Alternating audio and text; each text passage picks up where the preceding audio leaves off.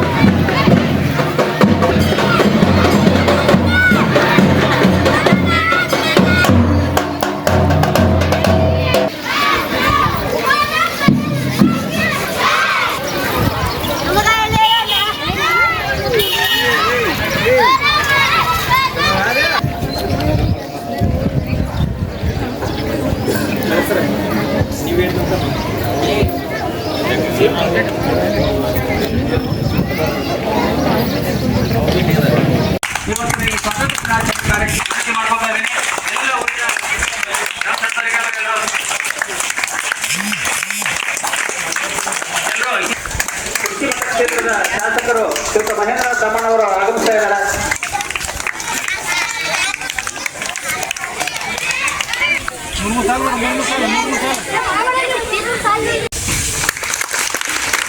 बोलो भारत माता की वंदे वंदे.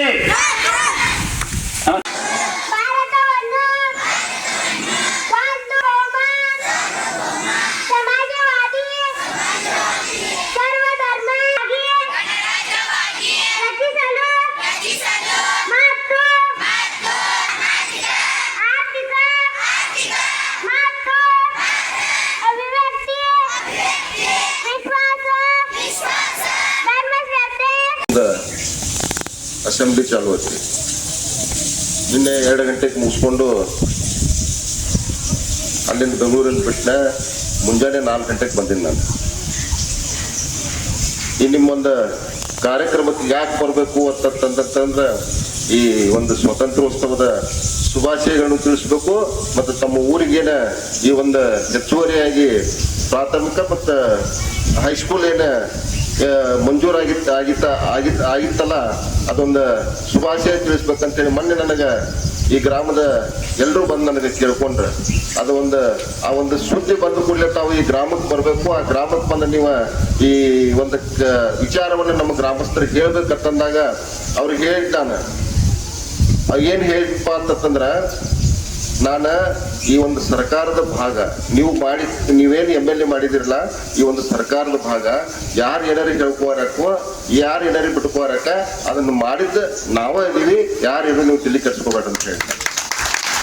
ಅದಕ್ಕೆ ದಯವಿಟ್ಟು ನಾನು ಇನ್ನೊಂದು ಕಾರ್ಯಕ್ರಮಕ್ಕೆ ಇರೋದ್ರಿಂದ ತಮ್ಗೆ ಇನ್ನೊಮ್ಮೆ ಎಲ್ಲರಿಗೂ 79ನೇ ಸ್ವಾತಂತ್ರ್ಯೋತ್ಸವದ ಶುಭಾಶಯಗಳನ್ನು ತಿಳಿಸ್ತಾ ನಮ್ಮೊಂದು 2 ಮಾತು ಮುಗಿಸ್ತು. ನಮಸ್ಕಾರ.